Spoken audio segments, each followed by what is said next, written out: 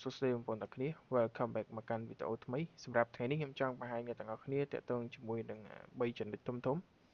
ដែលទី1ខ្ញុំនិយាយទាក់ទងជាមួយនឹង break of structure ទី2ខ្ញុំនិយាយទាក់ទងជាមួយនឹង breaker block ទី3ខ្ញុំនិយាយទាក់ទងជាមួយនឹងអឺ mitigation block អូខេតើការ trade របស់អឺ break of structure ហើយ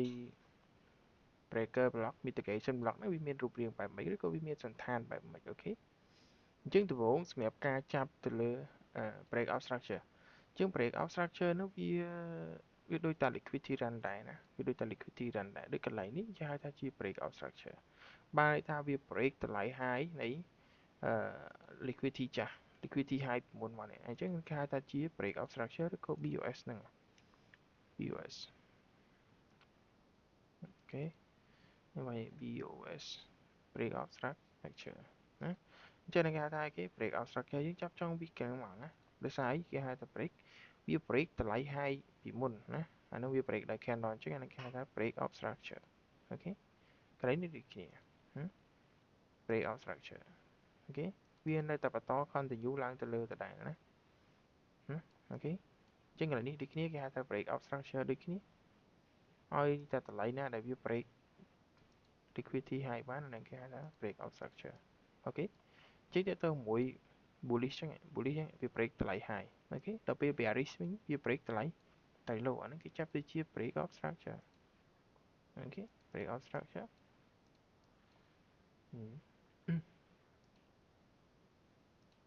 break of structure clear low អញ្ចឹងនៅពេលដែលគេ trade break of structure ហ្នឹងគឺគេ trade បែបនេះអញ្ចឹងតម្លៃ liquidity high នីមួយដូចខ្ញុំបញ្យល់ពីដើមអញ្ចឹង liquidity គឺជាតំបន់មួយដែលទីផ្សារបង្កើននូវសាច់ប្រាក់អញ្ចឹងនៅពេលដែលវា break តម្លៃ liquidity បានដោយសារវា break ដោយ candle អញ្ចឹងនៅពេលដែលវា break ដោយ candle វាតែងតែបង្កើតនៅគេ fair value gap អញ្ចឹងនៅពេលដែលទីផ្សារវា retest មកចាក់ចូល gap roll confirm buy លើកឡើងទៅណា buy លើកឡើងទៅអូខេយើងមាន confirm យើងមានរបៀបក្នុងការ entry ណាអញ្ចឹងនៅពេលដែលវា retestment នេះវា retest ចាក់ចូល gap លើកឡើងចាក់ចូល gap លើកឡើងអូខេចាក់ចូល gap លើកឡើងជាមូលហេតុគឺដោយសារតា liquidity high ហ្នឹងនៅពេលដែលវា break តម្លៃហ្នឹងបានវាមិនបង្កើតទៅជា volume នៃ entry បានវាផ្ដាច់តម្លៃ liquidity high បានណាអញ្ចឹងនៅពេលដែលវា break តម្លៃ high ហ្នឹងបានវាបង្កើតទៅជា gap អញ្ចឹងនៅពេលដែល retest មកចាក់ចូល gap យើងលើកឡើងទៅចាក់ចូល gap យើងលើកឡើងទៅអាហ្នឹងយើងត្រូវមើលកម្លាំងទីផ្សារផងមិនមែនថាចាក់ចូល gap ភ្លាម entry buy ភ្លាមទេចាំមើលវាបង្កើត order block ដើម្បី lock តម្លៃអ្នក entry buy ឬក៏ sell ហើយនៅបើសិនក្នុងករណីវា break តម្លៃ low អញ្ចឹងវាបង្កើត gap អញ្ចឹងវា retest ឡើងវិញទៅចាក់ចូល gap ហ្នឹងចាំមើលវាបង្កើត order block ដើម្បី lock តម្លៃអ្នក entry buy សិនណាឬក៏ចាំមើលកម្លាំងអ្នក sell ចូលមកសិនចាំយើងរក key sell តម្លាក់វិញណាអូខេអញ្ចឹងអានេះគេហៅថា break out structure ហើយណាបើសិនជាវា break ហើយយើងចាប់មក break out structure ហើយ break out structure អូខេអានេះ break out structure break out structure អូខេ retest ឡើងទៅវិញចាក់ចូល gap ចាក់ចូល mitigation រកឱកាស share តម្លាក់មកណាអញ្ចឹង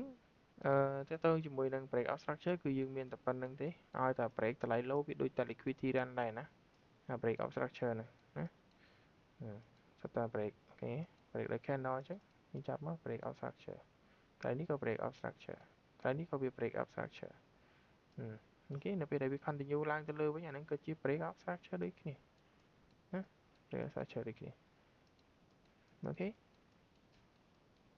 អូខេអញ្ចឹងយើងចូលទៅលើគេចូលទៅលើ breaker block មកយើងចូល break out structure អញ្ចឹងតម្លៃ breaker វាកើតចេញពីតម្លៃ order block ដែរទេកាលណាដែល fail order block ស្ថិតនៅក្នុងតំបន់ដែលប្ដូរលំម៉ូអាហ្នឹងខ្លាចទៅជា breaker block វិញអញ្ចឹងកន្លែងនេះវាជាគេវាជា order block កាលណាដែល fail order block នេះនៅពេលដែលទីផ្សារវាឡើងទៅផ្ដាច់តម្លៃអាហ្នឹងបាននេះវាខ្លាចទៅជា breaker block វិញអញ្ចឹងគេរកឱកាស entry នៅក្នុងតម្លៃ breaker នៅពេលដែលវាចាក់ចូល breaker ចាក់ចូល gap គេរកឱកាស entry buy លើកឡើងអូខេអញ្ចឹងអានេះគឺជា breaker អញ្ចឹងខ្ញុំសូមចាប់ទៅលើ market ឲ្យអ្នកនរគ្នាបានឃើញអញ្ចឹងតម្លៃនេះគឺជាតម្លៃ order block ណាវាជាតម្លៃ order block នៅពេលដែល fail order block នៅពេលដែលទីផ្សារវាឡើងទៅផ្ដាច់បែបនេះអញ្ចឹងអានេះគេចាប់ទៅជាគេ breaker block អូខេ breaker block breaker block មាន gap ចាក់ចូល gap ហោះស្ទុយអូខេអញ្ចឹងតើតើមួយ breaker វាមិនមែនថា អូឲ្យតែព្រៀប break តម្លៃ high បានយើងចាប់ជា breaker អញ្ចឹងអ្នកនរគ្នាចាប់នៅកន្លែងនេះ breaker ដែរចាប់នៅនេះ breaker ដែរ no មែនទេ breaker វាស្ថិតនៅតែកន្លែងដែលបដូរលំហូរមួយទេណាបានន័យថា fail order block ខ្លះទៅជា breaker block អូខេ breaker block តែយើងចាប់បែបនេះមកជាតម្លៃ order block ហ្នឹងចាប់មកជា breaker អញ្ចឹងកន្លែងនេះវាតែងតែមានហើយនៅពេលដែលវា break off structure កន្លែងនេះវាតែងតែមាន FVG PVR នៅកលางតម្លៃហ្នឹងហើយណាអញ្ចឹងនៅពេលដែលវា retest ទៅវិញចាក់ចូល breaker ចាក់ចូលតម្លៃ array ហ្នឹងយើងរកឱកាស sell មកអញ្ចឹង breaker ក៏វាស្ថិតនៅក្នុង array របស់ ICT ដែរណាក៏វាស្ថិតនៅក្នុង array ICT ដែរណាអញ្ចឹង breaker block វាកើតចេញពី order block កាលណាដែល fail order block ស្ថិតនៅក្នុងតំបន់ដែលបដូរលំហូរអាហ្នឹងយើងចាប់ទៅជា breaker block វិញមកណាអូខេអញ្ចឹងសួរថាចុះបើអាកន្លែងដែលវាមិនមែនបដូរលំហូរវាជា order block ដែរហើយវាមិនស្ថិតនៅក្នុងកន្លែងដែលបដូរលំហូរអញ្ចឹងអាហ្នឹងគេចាប់ទៅជាគេវិញអញ្ចឹងកន្លែងនេះគេចាប់ទៅជា mitigation block វិញអញ្ចឹងតម្លៃ mitigation block នោះវាដូចតែ order block ដែរទេក៏ប៉ុន្តែនៅពេលដែលវា fail តម្លៃ order block នៅក្នុងលំហូរស្របទីផ្សារគេចាប់ទៅជា mitigation block ដូចកន្លែងនេះគេចាប់ទៅជាគេ mitigation block ចាប់ចឹងមកជា mitigation block អូខេ mitigation block អូខេ mitigation ណានៅកន្លែងនេះក៏ mitigation អូខេ mitigation អូខេ mitigation mitigation ណាសិតតែ mitigation block អញ្ចឹង mitigation វាគឺវាមានរូបសន្តានបែបនេះអញ្ចឹងសិតតែនេះ retachment ឡើងលើ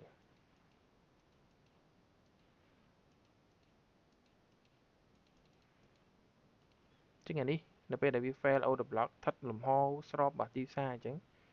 គេចាប់អាហ្នឹងគឺជាគេ mitigation block retest មកចាក់ចូល mitigation រកឱកាសលើកឡើងអូខេអាហ្នឹង mitigation block នេះ mitigation block អូខេចាក់ចូល mitigation លើកឡើងចាក់ចូល mitigation លើកឡើងប៉ុន្តែសូមក្នុងតម្លៃនេះនៅពេលដែលទីផ្សារវា break តម្លៃអា low នេះបានអានេះវាជា order block ណាដើម្បី lock តម្លៃនៃ entry buy នៃ sell នេះដើម្បីបញ្ចូលកម្លាំងអ្នក buy វិញអញ្ចឹងនៅពេលដែលកន្លែងនេះវាកាត់ទៅជា order block fail order block នៅក្នុងលំហូរដែលវាបដូរហ្នឹងអាហ្នឹងខ្លាចទៅជាគេ breaker block វិញអូខេខ្លាចទៅជា breaker អញ្ចឹងទីផ្សារនៅពេលដែលវាឡើងទៅចាក់ចូល breaker ចាក់ចូល SVG នៅតំបន់ array ខាងលើនេះដើម្បី support price កុំឲ្យឡើងទៅលើរួចអញ្ចឹងវានឹងបដូរលំហូរចុះមកក្រោមអញ្ចឹងកន្លែងនេះគេចាប់ទៅជា breaker block វិញអូខេចាប់ជា breaker អញ្ចឹងនៅពេលដែលវា retest ឡើងទៅលើចាក់ចូល breaker ចាក់ចូល array វា breaker ហ្នឹងក៏វាជា array របស់ ICT ដែរអញ្ចឹង FVG BPR នៅខាងលើទប់តម្លៃនេះរក key sell តម្លៃមកត្រូវចាំថានៅពេលដែលវាឡើងទៅដល់តម្លៃទាំងអស់ហ្នឹងត្រូវវាបង្កើត order block ដើម្បី lock តម្លៃនៃ entry សិនតោះនេះនៃ entry sell ឬក៏ buy សិនឧទាហរណ៍ថាវាចង់ចោះត្រូវ lock នៃ entry buy ហើយបដូរលំហូរទៅជានៃ entry sell ចូលមក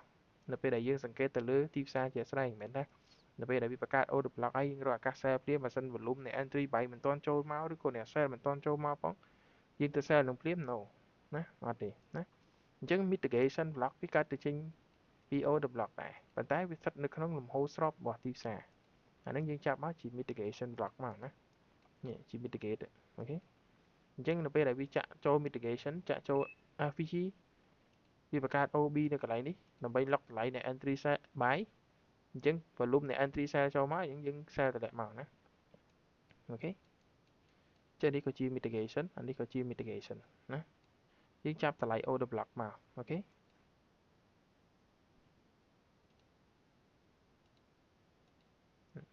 ចាក់ចូល mitigation ចាក់ចូល AVG mitigation AVG អូខេសិតតែយើងអាច trade បាន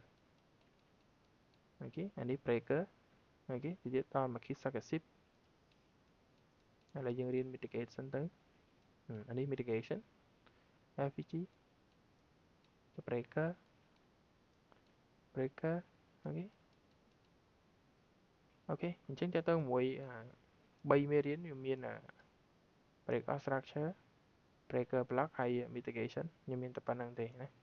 អរគុណច្រើន